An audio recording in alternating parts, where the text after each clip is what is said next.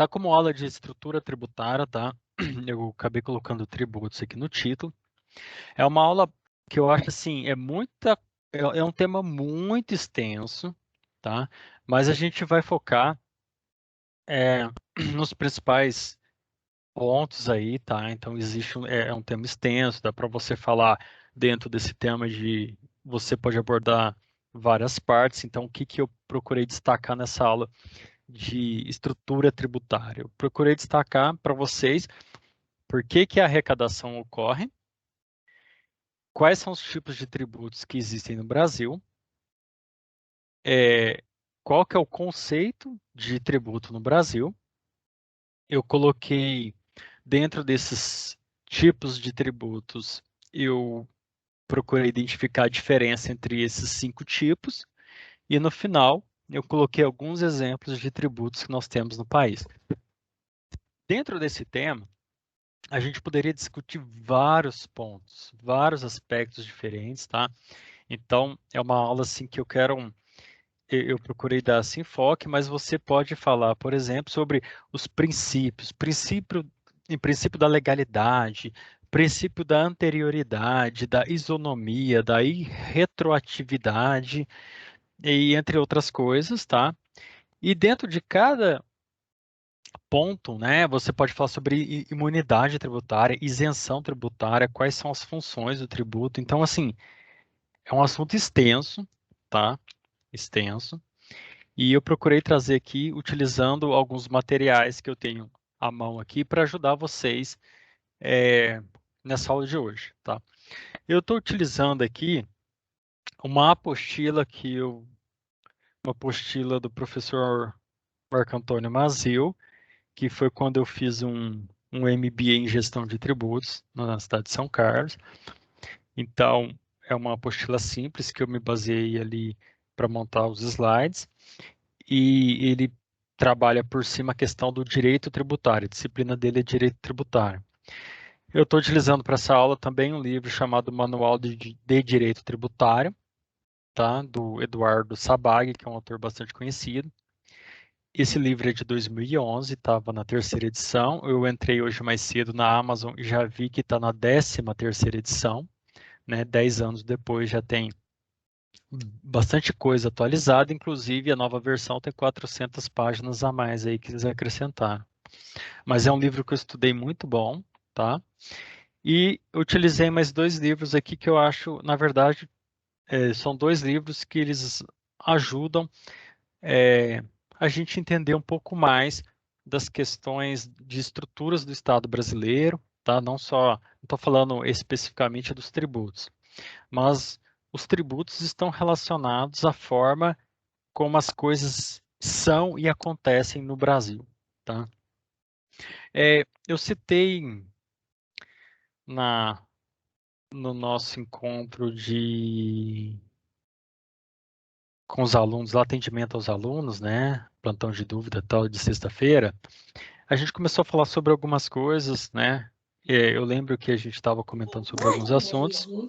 E o que que acontece? Eu acabei citando um livro muito interessante, que eu acho que vale a pena ler, que eu indiquei para uma aluna que me perguntou. Ele chama Por que o Brasil é um País Atrasado, tá? E ele é um livro que eu acho que ajuda bastante a você perceber como que a sociedade brasileira ela está montada em cima, assim, a Constituição, ela dá uma visão de país. Então, o livro aponta alguns problemas na visão do autor que dificultam a, é, a modernização do Estado brasileiro. É claro que a Constituição está diretamente relacionada a isso, tá? Então, eu acabei sugerindo aí para a aluna, eu acho que é interessante. Tem um outro livro que eu acho que é bem legal, assim, um livro pequenininho aqui, que eu li, eu achei bastante interessante, eu já li tem alguns anos. Ele chama O Patrimonialismo Brasileiro em Foco, né, de Antônio Paim. É um livro bastante interessante também, que ele mostra algumas coisas, alguns entraves relacionados a essa estrutura do Estado brasileiro. E por que que eles são livros complementares? Eles não são livros diretamente ligados a tributos, mas é porque isso parte da nossa ponta inicial da aula, né, que é a necessidade de se pagar tributos. Tá? Uma aluna perguntou, fez o questionamento, e por que se paga tantos tributos? Olha, no Brasil há muitos tributos e a carga tributária ela tem um peso significativo, né, em cima de tudo, na verdade, né, do indivíduo, da produção, o que for. E por que se paga então? Porque o Estado ele tem necessidade de buscar dinheiro para pagar as suas contas. Então, a necessidade de auferir receitas para custear a administração do Estado. Ou seja, e é justamente nesse ponto inicial da nossa aula que já está relacionado diretamente a essas duas indicações de livro que eu dei por último, né? Ou seja, você tem uma Constituição abrangente que o Estado ele tem um papel muito grande e para você manter uma máquina pública grande, você precisa, né, pagar o funcionalismo, você precisa pagar aluguel de alguns locais, você precisa pagar todo aquele funcionamento, compra de material e tudo mais, tem que custear obras públicas e tem que fazer isso e aquilo. Então, há uma necessidade de uma arrecadação grande, né? Por isso que o Estado consome, retira muito do dinheiro do cidadão, para ele custear a sua sobrevivência, a sua existência, tá? E todas as atividades relacionadas à administração aí, à sobrevivência, ao custeamento do Estado. Então, foi isso que foi colocado. Então, os tributos, eles surgem dessa necessidade, né? E o que é o Estado? Né? O Estado, ele é uma organização, é uma sociedade que é organizada de modo político. Então, uma sociedade politicamente organizada é o Estado. Então, você precisa ter dinheiro para você manter a existência desse Estado. E esse Estado, ele surge porque ele precisa ter regras naquele local delimitado que sirva para todos, né? Então, olha, nós precisamos respeitar o direito à propriedade privada. Então, não pode chegar uma turma com um pedaço de pau, expulsar alguém que é dono da terra e falar que isso é meu, senão vira Mad Max, senão vira terra sem lei. Então, existe o Estado que estabelece leis o que pode e o que não pode fazer, tá? E tem o poder ali, tem a polícia, tem as forças armadas ali. A polícia está lá para coibir, né, e para usar a força, se necessário, para que se cumpra a ordem. Então, se alguém rouba e isso é contra as leis, então o que acontece? A polícia vai lá e enquadra o sujeito porque ele quebrou uma regra da sociedade. Tá? E é claro que para o Estado, então, ele tem esse acordo entre os cidadãos ali com leis, com poder de polícia e tudo mais. Tá? O que acontece? Isso aí só esse assunto em si seria uma discussão bem interessante, seria assunto para uma aula só, tá? Mas a gente só parte dele para iniciar nossa aula para vocês entenderem essa necessidade de você da existência dos tributos, né? Tem que ter arrecadação. E é claro que os tributos, eles pressupõem um consentimento popular, né? Então, quando você vai estudar o direito tributário, né, a doutrina que fala sobre os tributos, o que acontece? A própria cobrança do tributo, né, o Estado, ele pega o dinheiro das pessoas que estão sob a sua, entre aspas, tutela ali, tá? Então, há uma ideia, né, há um pressuposto de que as pessoas estão de acordo em pagar tributos para o Estado, tá? É claro que poderíamos discutir, eu sou contra, eu acho que imposto é roubo, existe até essa frase famosa entre alguns, é, e imposto é roubo, ou eu aceito pagar imposto, mas eu acho que é muito, eu acho que está na quantidade certa e tudo mais. Então, ele pressupõe que há um acordo, um aceite da população, mas nós sabemos que não é exatamente assim que funciona, tá? Mas existe ali o Congresso Nacional, né, os deputados federais que representam a população, eles criam essas leis, né? No caso dos tributos, o tributo só pode ser imposto por força de lei, né? E ele tem que estar previsto em lei, então pressupõe que haja um consentimento popular, tá? Mas isso é só uma pressuposição, tá? E qual que seria o conceito de tributos? Então vamos lá para a gente entender do que se trata. Como sempre nas nossas aulas, a gente traz aí alguns conceitos e depois a gente tenta simplificar. Eu explico ali as partes ali do conceito, o que quer dizer uma parte ou outra, e aí a gente depois simplifica essa ideia, tá, dos tributos. Então, o tributo, ele já está previsto no artigo 3º do Código Tributário Nacional, ele é toda prestação pecuniária compulsória em moeda ou cujo valor nela se possa exprimir, que não constitua sanção de ato ilícito instituída em lei e cobrada mediante atividade administrativa plenamente vinculada. É tudo isso o conceito de tributos, tá? Então, olha só. Toda prestação pecuniária é em valor de moeda, tá? Então, toda prestação pecuniária compulsória, ou seja, você é obrigado a pagar, tá? Em moeda ou cujo valor nela se pode exprimir, mas é em moeda, mas, por exemplo, o pau-brasil era um tributo e ele não era pago. O quinto, né? A extração do pau-brasil, várias coisas eram o pau-brasil, ele era um imposto que era cobrado, tinha um imposto em cima do pau-brasil, e ele não era em moeda, né? Ele era em mercadoria. Então, o conceito de tributo pressupõe isso aí, mas a gente sabe que é, uma, é um pagamento obrigatório realizado em moeda que não constitua sanção de ato ilícito, ou seja, multa não é tributo. Tá? Então, não existe tributo por você fazer alguma coisa ilegal. Não existe tributo por algo que seja para você punir alguém. O tributo, ele não a multa não é considerada tributo. Tá? Então, que não constitua sanção de ato ilícito instituído em lei, ou seja, só pode ser cobrado tributo se ele já existir em lei, tá? E cobrada mediante atividade administrativa plenamente vinculada. E o que isso quer dizer? Quer dizer que para se gerar um tributo, tem que ter um fato gerador. Tá? O fato gerador ele é algo determinante na cobrança do tributo, ou seja, o tributo ele só passa a existir quando você identifica um fato gerador, algo, né, que deu início à cobrança desse tributo. Tá?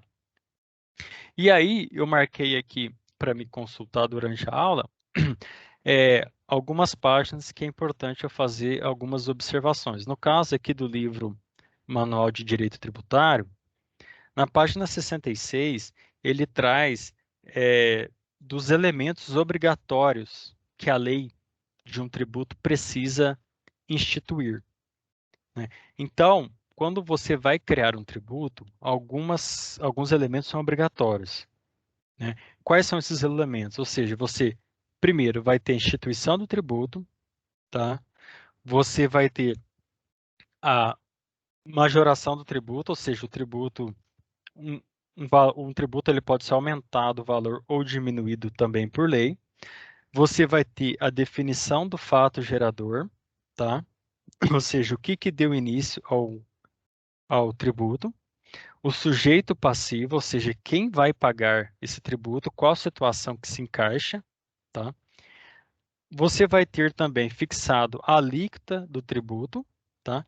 E também a sua base de cálculo. Então, tem tudo isso precisa ser colocado. É claro que cada tributo, assim, às vezes alguns têm a sua especificidade, então isso tudo precisa ser visto parte a parte, tá? E também, deixa eu ver, hipóteses de exclusão, suspensão ou extinção de créditos. Então, tem vários pontos importantes aí, né? Alguns passinhos aí que eu citei, alguns que devem existir obrigatoriamente na hora que você cria uma lei para estabelecer um tributo, tá bom? Bom, O tributo, ele é algo maior, ele é um gênero.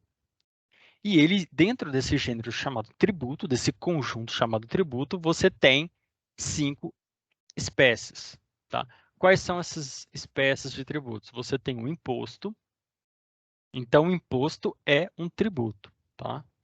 Você tem as taxas, você tem contribuição de melhoria, você tem as contribuições ou contribuições especiais ou contribuições sociais, ele recebe alguns nomes diferentes, e você tem o empréstimo compulsório, tá? Então você tem 5 espécies de tributos no Brasil. E é interessante porque existem algumas classificações dentro dessas espécies de tributos. Se você for ver no Código Tributário Nacional, né, ele destaca 3 tributos, mas aí começa, como você pega um livro de direito, começa aquele negócio assim, o entendimento, segundo a maioria, não sei o que, é de que há 5 tributos, porque as contribuições e o empréstimo compulsório fazem parte de uma subcategoria, aí começa aquele rolo, né? Mas é de entendimento e de aceite aí que hoje nós temos 5 diferentes espécies de tributos, tá?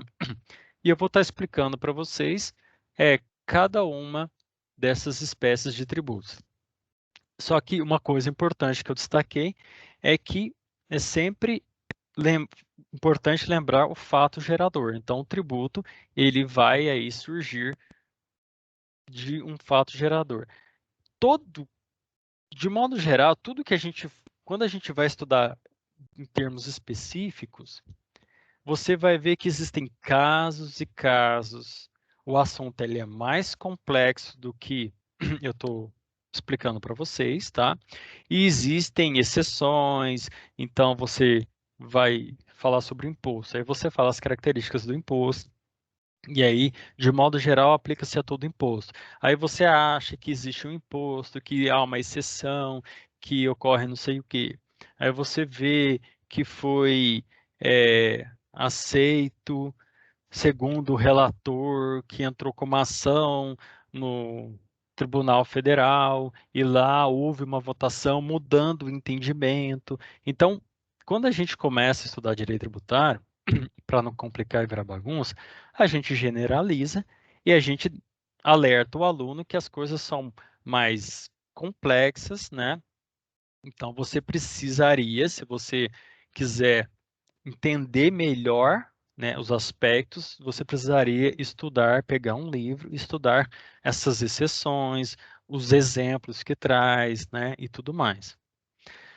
De modo geral, antes da gente explicar os tipos, né, as espécies de tributos, que são essas 5 previamente apresentadas, a gente precisa entender que os tributos eles possuem algumas funções, tá?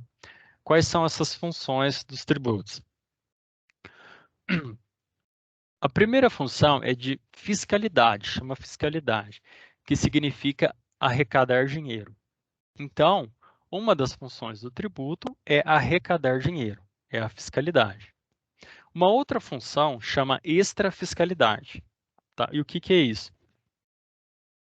A extrafiscalidade ela é utilizada para você incentivar ou desestimular determinadas condutas. Tá? Então, por exemplo, o tributo ele não é só uma forma de você estar podendo arrecadar dinheiro, mas ele também tem uma função de fazer esse incentivo ou não de algumas determinadas condutas. Então, quando você pega um cigarro, um produto como o cigarro, e você vê que o imposto sobre o cigarro é de 400%, ou seja, qual que é o objetivo de um produto ter 400% de tributo sobre ele? É você desestimular o consumo dele, tá?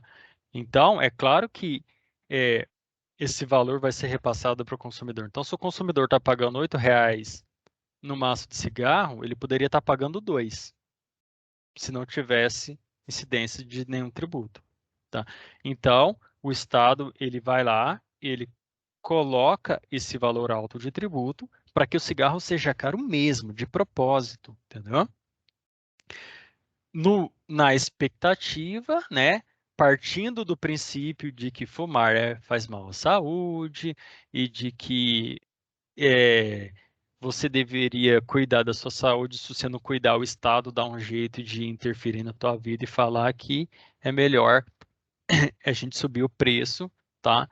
Para que você sinta no bolso essa ação. É claro que dentro desse aspecto de extrafiscalidade, poderia existir aqui uma conversa, abre um parênteses, e a gente poderia discutir essa questão da intervenção do Estado e da moralidade dessa ação, né? Ou seja, eu preciso que o Estado interfira na minha vida, ou seja, eu estou pagando mais caro no cigarro por causa que o Estado quer falar para mim se eu devo ou não fumar? Pelo amor, né? Eu que cuido da minha vida. Isso aí, a gente, a partir desse ponto, a gente poderia começar uma discussão, porque quando se estuda direito tributário, muitas das coisas que a gente estuda, né, elas têm no direito, você traz essa questão de moralidade, essas questões de condutas, né, bons costumes, justiça, injustiça e tudo mais. Isso aí faz parte da própria, do próprio direito, tá? Então, essa função de extrafiscalidade, ela serve para isso. E também funciona, então você vai pagar mais caro no uísque, você vai pagar mais caro no ovo de Páscoa, tá? Então, o Estado vê o que que ele acha que pode tentar desestimular. No caso do ovo de Páscoa, é mais no sentido de que, assim, é um produto supérfluo, tá? Porque o ovo de Páscoa não é um item essencial como o arroz, o sal, o feijão e o açúcar e o óleo. Então, eles colocam um valor maior, tá? E tentam arrecadar mais com isso. Então, você vai também, e você pode ter a extrafiscalidade no sentido de incentivar alguns consumos. Então, vamos diminuir a tributação sobre determinados produtos. Então, vai ser de 3%, 5%. Então, isso geralmente se aplica a alguns itens, por exemplo, cesta básica é um tipo de produto. Os produtos que formam cesta básica geralmente são bons exemplos aí também, onde você vai encontrar essa função de extrafiscalidade, que aí o Estado ele não está tributando o arroz já com a intenção de arrecadar dinheiro, né? Ele está tributando o arroz bem pouco, tá? Então, porque ele não quer que isso encareça e aumente o custo de vida aí das pessoas, principalmente as de baixa renda. E a terceira função dos tributos chama parafiscalidade. Então, você tem a fiscalidade, extrafiscalidade e parafiscalidade. A função da parafiscalidade é você fiscalizar o tributo. É uma situação bastante específica, tá? Que geralmente essa função de parafiscalidade, a gente vai falar um pouquinho dela na espécie de tributo contribuições especiais, que é no caso, por exemplo, é, de que o Estado ele permite a algumas autarquias, entre outros órgãos aí, ele permite que eles façam a fiscalização do tributo. Então você vai ver isso em órgãos como a OAB, o CREA, sindicato, esses conselhos profissionais, tudo isso, tá?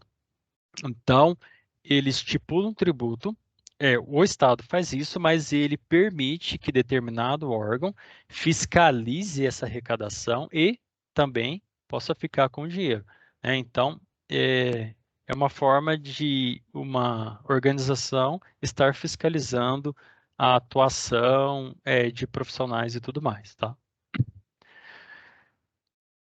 Voltando aqui, beleza? Vamos lá. E o que que é o imposto, pessoal?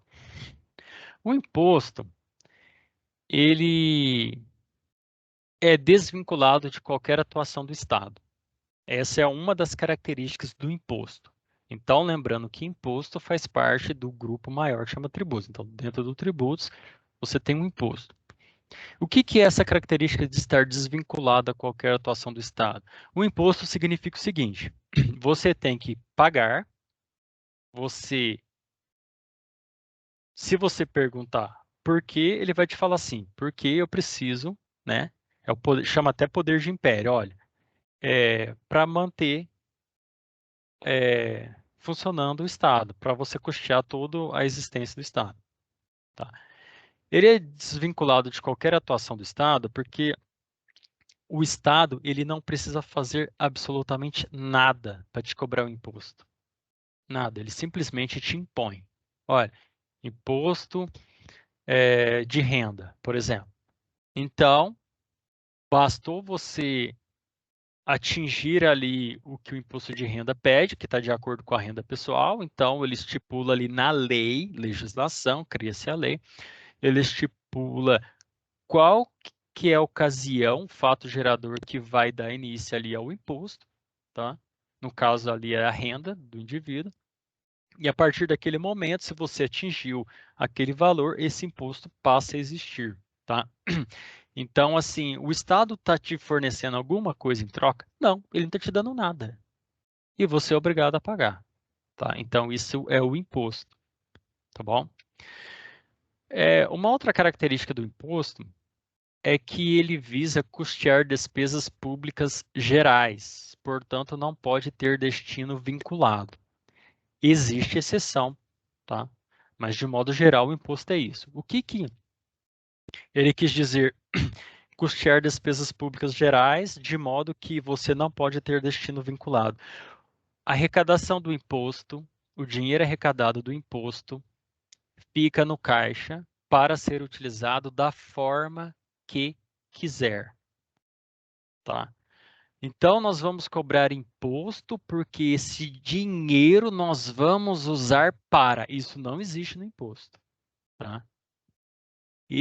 O dinheiro desse imposto será utilizado para. Então, a arrecadação do imposto ela não tem destino vinculado, tá? Tem exceção? Tem.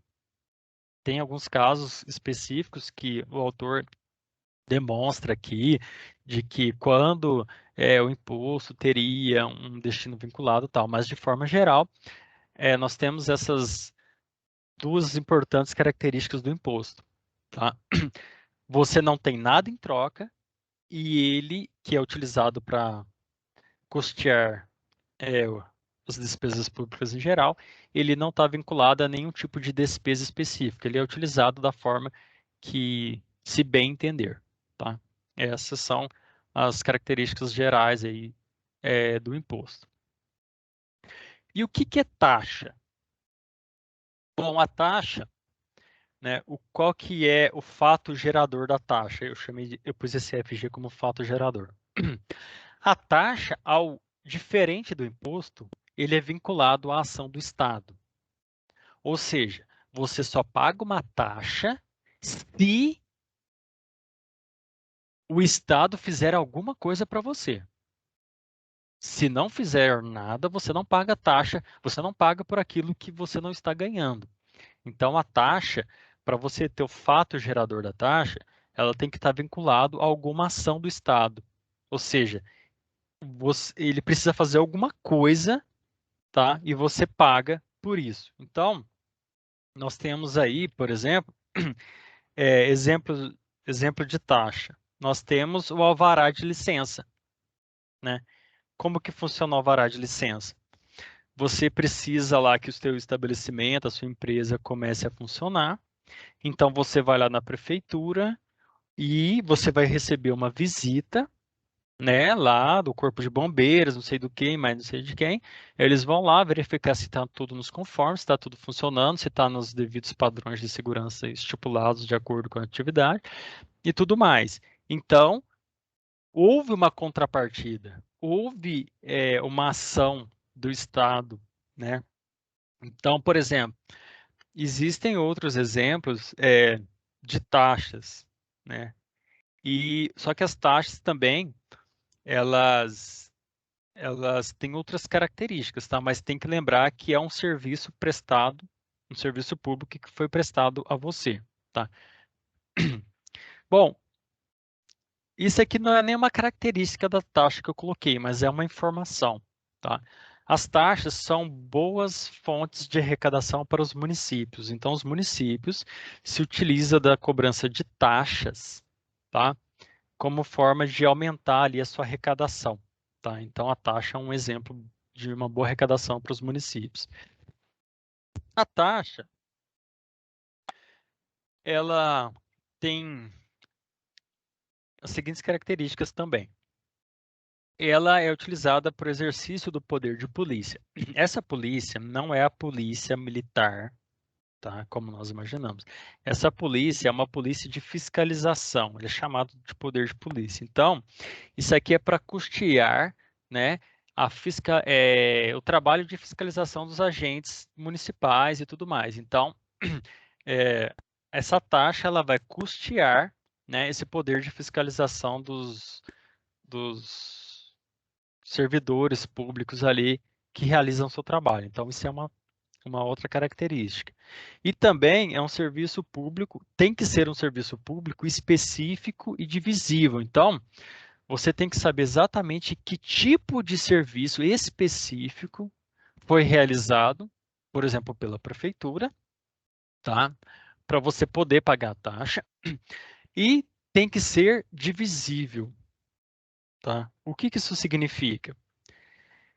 Significa que é preciso que se prove qual que é a parte que eu estou ganhando desse serviço prestado pela prefeitura, tá?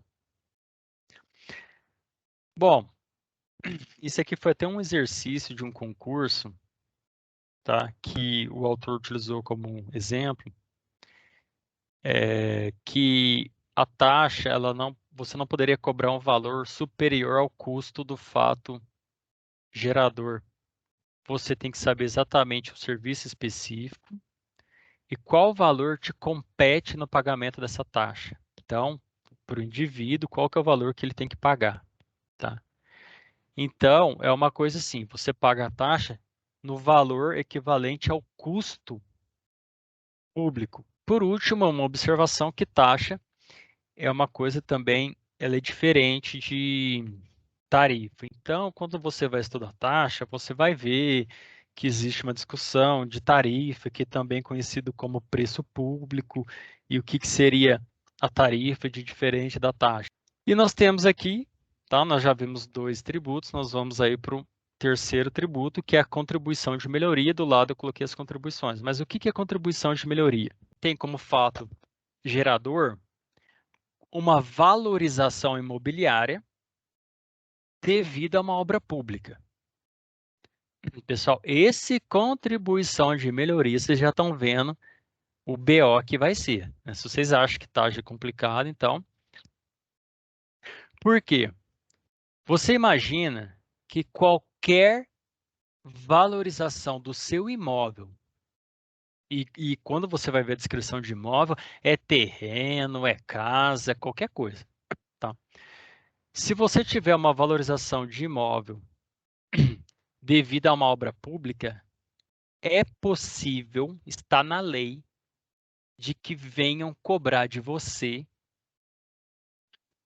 um tributo a respeito disso, tá? Olha, fizemos uma praça aqui no seu bairro, isso valorizou as casas ao redor em tantos, e agora que a prefeitura gastou com a praça, ela vai vir cobrando de cada morador. Geralmente, contribuição de melhoria tem algumas coisas bem específicas, tá? Então, ela vai cobrar a valorização que você teve no seu imóvel devido a fruto de investimento, de obra pública. Isso é o que está na teoria. Só que isso na prática ela não acontece. É muito difícil você encontrar contribuição de melhoria, pessoal. Muito difícil, tá? Por quê? A contribuição de melhoria, ela tem alguns problemas sérios. Primeiro, você fez uma obra pública de saneamento básico em um bairro de pessoas pobres, você fez alguns ajustes lá, asfaltou rua, você trouxe iluminação, você fez um monte de coisa. Isso valorizou o imóvel? Valorizou. E agora você vai cobrar de quem não tem dinheiro para pagar? Complicado, entendeu? Então você imagina pessoas que não têm condições de contribuir, porque depois que você fez, você pode chegar e mandar a conta. Só que aí as pessoas, ninguém faz isso, porque você imagina o tamanho do problema, tá? E também, se você pensar dessa forma, você nunca vai poder realizar obras públicas praticamente em lugar nenhum. Porque as obras públicas, elas sempre tendem a ser coisas positivas. Tendem, nem sempre são, tá? Pode ter obra pública, por exemplo, como o Cebolão, o anel rodoviário ali em volta, acho que de São Paulo, que trouxe desvalorização e risco de caminhão cair em cima de casa, tá? Então, nem toda a obra pública também valoriza o imóvel. Algumas podem até trazer problemas. Mas aí você imagina o seguinte: realizou uma obra pública, aquilo teve como consequência uma valorização do seu imóvel e geralmente fica por isso mesmo, tá? Porque um dos exemplos colocado é como é que você vai distribuir depois os custos da obra. Pode chegar em situações que as pessoas não vão ter como pagar. Aí fala assim, eu não pedi para fazer a praça, mas a prefeitura vai falar, eu fiz e agora eu vou cobrar. Podemos ter problemas nesse sentido. Por isso que a contribuição de melhoria raramente é aplicada. Eu nunca vi sendo aplicada em municípios, essas coisas, né? Outro problema da contribuição de melhoria, por que que ela, na verdade, eu acho que é um forte motivo dela existir, é porque pode haver enriquecimento ilícito. Você imagina o seguinte: você vai fazer um loteamento, você tem alguns terrenos naquela nova área da cidade, você faz o quê? Você sendo prefeito, você sendo amigo do prefeito, você tendo as influências, você faz com que a prefeitura pavimente as ruas de terra, leve calçamento, leve iluminação pública, leva escola próxima, porque dentro de áreas urbanas tem várias características do que é área rural e área urbana. Então tem que ter uma escola não sei quantos quilômetros no máximo de distância, posto de saúde no máximo não sei quantos quilômetros de distância. Então você começa a fazer várias. O que aconteceu com aquele terreno que valia 20 mil reais? Ele está valendo 80. E isso gera um enriquecimento ilícito, né? Na verdade, isso valoriza o imóvel. Mas se isso for feito de uma forma intencional, na verdade com bastante má intenção, você utiliza dinheiro público para valorizar o seu imóvel, entendeu? E por isso que a contribuição de melhoria ela existe aí. Olha, você tinha vários terrenos, agora os terrenos estão valendo uma fortuna. Agora a gente vai cobrar um valor seu aí, tá? Porque você está ficando de rico nas custas de dinheiro público. E então pode ocorrer isso. Eu lembro que na época o prefeito não, o professor deu alguns exemplos, né, que eu não vou colocar aqui, mas assim, de casos famosos aí de governadores e tudo mais, pessoas aí de importantes famílias no cenário nacional aí, ou que já foram, que de alguma forma parecem ter se usufruído dessas questões aí, tá? Pelo menos vocês sabem que existe esse tributo. A intenção é essa mesmo, vocês aí estão descobrindo novas formas de tributo. As contribuições especiais são várias, ela é quase que uma lista de pequenas coisinhas, tá?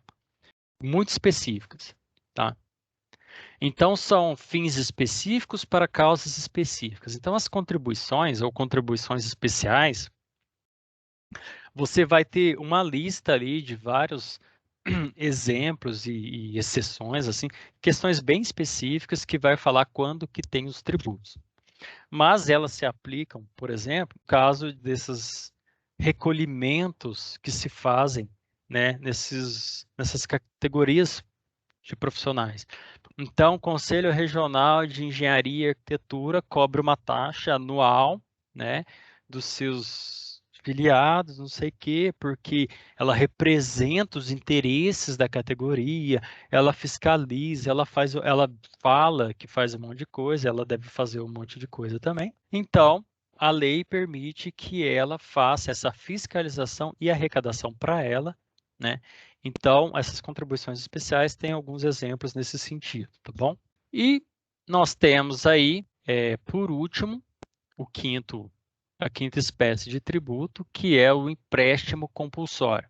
O empréstimo compulsório, ele só existe no Brasil.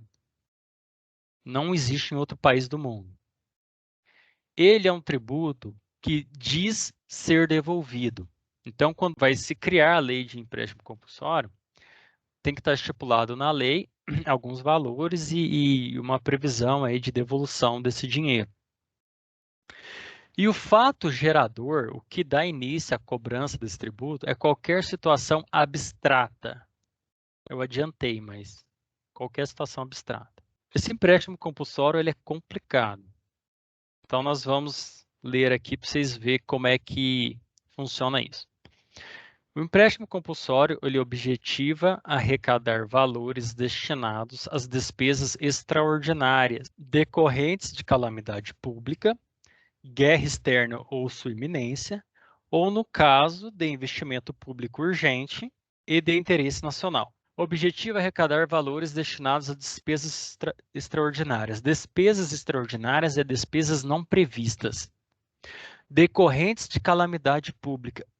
O que é calamidade pública? Qualquer coisa que o político diga que é uma calamidade pública. Mosquito da dengue é calamidade pública? Pode ser. Enchente é calamidade pública? Pode ser. Covid é uma calamidade pública? Nossa, não sei como que não criaram o empréstimo compulsório para o Covid. Só não criaram porque a situação já é dramática demais. Então, decorrente de calamidade pública. Então, você pode pensar um monte de coisa aqui, porque não existe definição de calamidade pública. Guerra externa, ou seja, quando a guerra cria-se esse imposto, né, para custear uma guerra, que os gastos são gigantescos, ou a iminência de uma guerra, você se prepara para uma guerra, ou no caso de investimento público. O que é investimento? Qual que é a definição de investimento? Nenhuma. É obra? Não sei, a lei não fala se é obra. É serviço? Não sei, não está escrito serviço. Qualquer gasto público pode ser entendido como investimento, tá?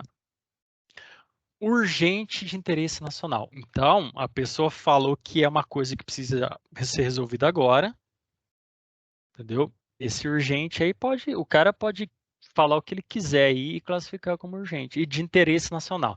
Interesse nacional, vírgula, né? Interesse nacional para quem? É de interesse nacional de fato? Beleza, agora que a gente aprendeu sobre as espécies de tributos, né? A gente vai falar rapidamente sobre os tributos municipais, estaduais e federais, tá? Eu só vou colocar alguns aqui, tá? E se alguém quiser falar, eu posso pegar um ou outro aqui para a gente usar melhor como exemplo, tá? É porque isso aqui vai longe, tá? Municipais. Quais são os tributos municipais? O IPTU, o ISS e o ITBI, tá? Eu coloquei esse número na frente porque é o número da página que eu tenho que abrir o livro aqui para consultar na nossa aula, tá? O que é o IPTU? 981 aqui na página. O IPTU é Imposto sobre a Propriedade Predial e Territorial Urbana. Compete aos municípios instituir imposto sobre a propriedade predial e territorial urbana. Tá? Artigo 156, inciso 1 da Constituição Federal. Tal. Quem que é o sujeito passivo? Qualquer pessoa que detém o direito, gozo, relativamente ao bem imóvel, seja pleno ou limitado. Aí começa aquelas coisas de direito. O que é o fato gerador do IPTU? Eu vou ler aqui. Eu só vou pegar o IPTU como um exemplo mais extenso, tá? Para vocês saberem que todos esses impostos vai estar falando sobre a competência, o sujeito, o fato gerador e tudo mais. Tá? O imposto de competência dos municípios sobre a propriedade predial e territorial urbana tem como fato gerador a propriedade, o domínio útil ou a posse de bem imóvel por natureza ou por acessão física, como definido na lei civil, localizado na zona urbana do município. O que é bens imóveis por natureza?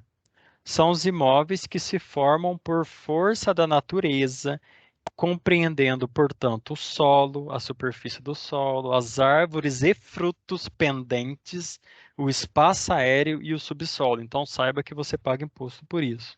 Tá? E o que são bens imóveis por acessão física? Tudo quanto o homem incorporar permanentemente ao solo.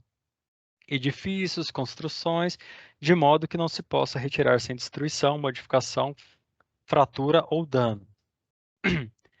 Aí tem um artigo 32 que ele vai falar o que é considerado zona urbana, porque você não pode ter uma roça e pagar IPTU, você tem que pagar o imposto, o ITR, né? A sua propriedade, ela, para ser considerada urbana, ela tem que seguir alguns critérios, tá? Entende-se como zona urbana a definida em lei municipal, observando o requisito mínimo da existência de melhoramentos indicados em pelo menos dois dos incisos seguintes, construídos ou mantidos pelo poder público: meio-fio ou calçamento com canalização de águas pluviais, abastecimento de água, sistema de esgoto sanitário, rede de iluminação pública com ou sem posteamento para distribuição domiciliar, escola primária ou posto de saúde a uma distância máxima de 3 quilômetros do imóvel considerado.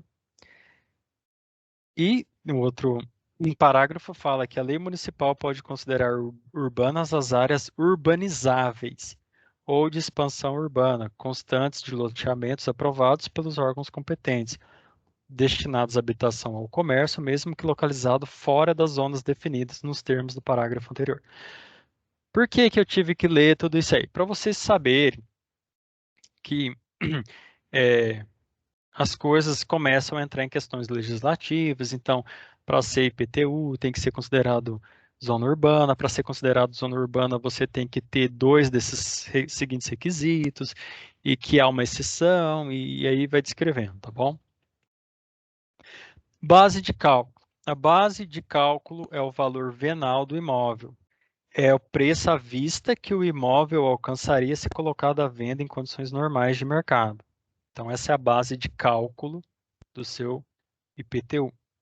Uma observação importante do IPTU, que é interessante vocês saberem, é que ele é uma boa fonte de arrecadação municipal. Por isso mesmo, não se mexe muito no IPTU. Não se mexe muito por quê? Porque o IPTU,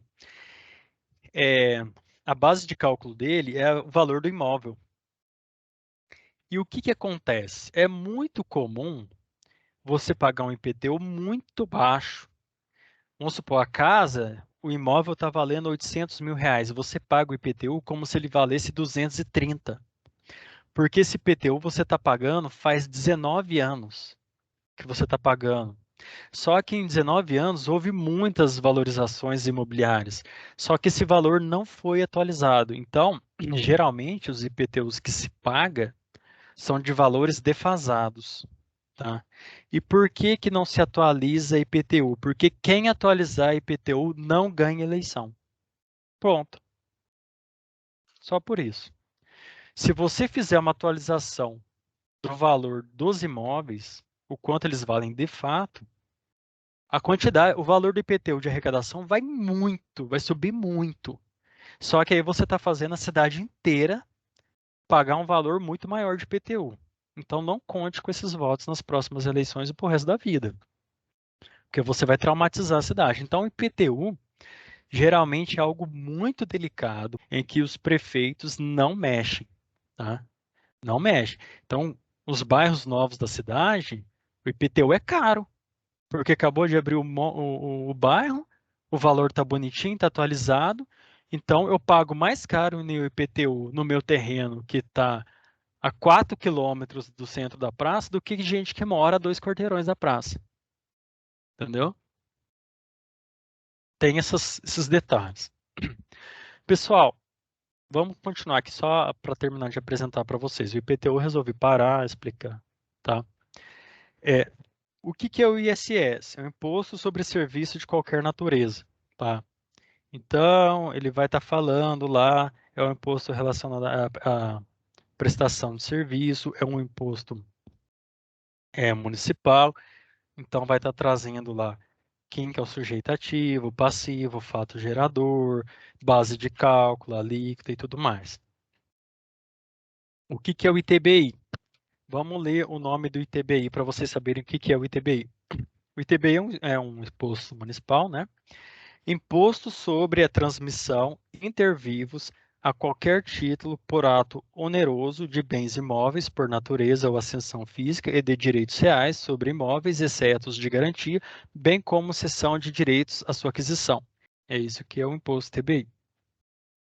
Então, o ITBI,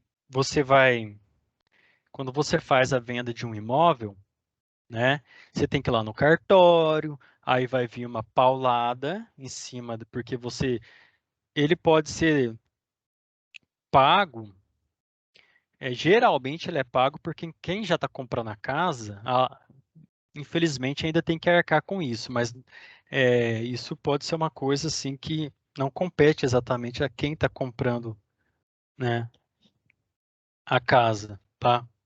Pode ser também para quem está vendendo, só que a pessoa que está vendendo a casa não vai pagar o cartório R$ 5.000, R$ 10.000, 12, 18, não sei, depende do valor do imóvel, tá? Impostos estaduais, tem o ICMS, tá? Imposto sobre operações relativas à circulação de mercadorias e tudo mais, que gera arrecadação para o Estado, tá? Tem o IPVA, tá? Esse livro meu certamente deve estar desatualizado com relação a algumas questões, principalmente quando vai lidar com alíquotas e base de cálculo. Pode ser que esteja alguns desatualizados. Imposto de renda, certamente, tá? E tem o ITCMD, tá? Então, o IPVA é Imposto sobre a Propriedade de Veículos Automotivos. E o ITCMD, deixa eu ver o que é isso. Imposto sobre transmissão, causa-mortes e doação de quaisquer bens ou direitos. Se você for doar algum bem para outra pessoa, mesmo sendo doado, tem que ter a arrecadação do tributo, tá? E também morreu a pessoa, quando você morre também, saiba que vai ter tributo sobre a sua morte também, tá? Impostos federais. ITR, que é o Imposto sobre a Propriedade Territorial Rural, é uma espécie de IPTU, só que são propriedades rurais, né? É um tributo federal, mas a arrecadação fica com o município. O governo federal não vai fiscalizar todas as áreas rurais do país, é impossível fazer isso, então ele faz o seguinte, ele fala assim, olha, prefeitura, você fiscaliza as propriedades rurais no seu município e você mesmo fica com a arrecadação do tributo, tá? Então, uma observação interessante sobre o ITR é essa, tá? O ITR também é um tipo de tributo aí que não se mexe muito, tá? Nos valores, por isso que também fica sempre baixo. Você tem o IOF, que é Imposto sobre Operações de Crédito e tudo mais. Então, você faz uma compra, por exemplo, num site internacional e algumas outras coisas, você vai perceber a cobrança do IOF. Então, comprou um jogo lá na Epic Games, vai vir lá o valor do jogo R$ 80, IOF 3, não sei o que lá, não sei quantos reais. Então, vem o valor. Existe o imposto sobre importação, imposto de exportação, o imposto de produtos industrializados, o imposto de renda, que é o último, tá? O imposto de renda é aquele imposto que vai incidir sobre a renda do sujeito, que tem uma tabela de classificação, tá?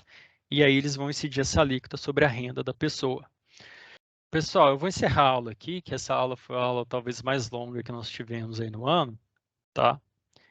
Gostaria de saber se está tudo certo com vocês. Vocês viram que a gente deu uma geral sobre tributos. Eu acho que vocês tiveram a oportunidade hoje de conhecer muitas coisas aí sobre como que funciona a tributação, por que que existe, né? Algumas características de tributos e tudo mais, tá?